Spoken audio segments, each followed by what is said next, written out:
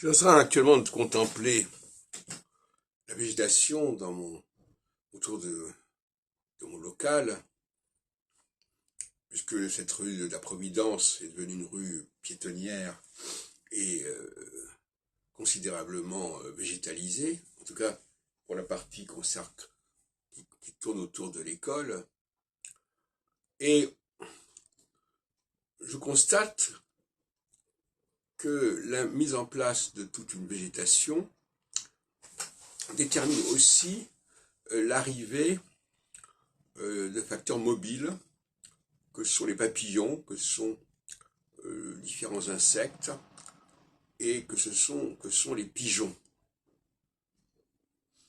Et cette dialectique du fixe et du mobile est évidemment extrêmement importante en astrologie, et elle n'est pas toujours très clairement formulée.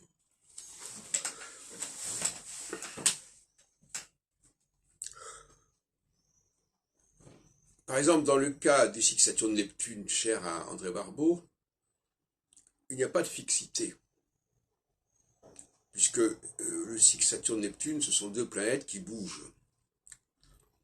Et donc elles se rencontrent, mais c'est pas fixe. Alors que moi, dans mon système que j'ai établi à partir de 1975-76, il y a de la fixité, puisque l'axe équinoxial et solsticial est fixe, et la planète, elle, Saturne notamment, est mobile.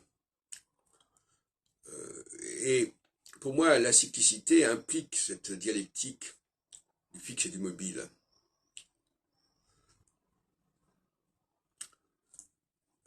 Même dans le cas des rapports entre le Soleil et la Lune, il n'y a pas de fixité.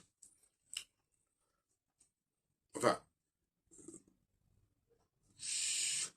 peut-être on pourra en discuter. Peut-être que c'est la Lune qui est l'élément mobile et le Soleil qui est l'élément fixe. Ça peut se discuter. En tout état de cause, il faut respecter cette dialectique du fixe et du mobile, parce que c'est la condition du retour.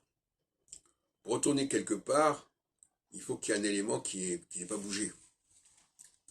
Comme le fils prodigue, par exemple, il s'en va, mais il revient à cet endroit fixe qui est la maison familiale.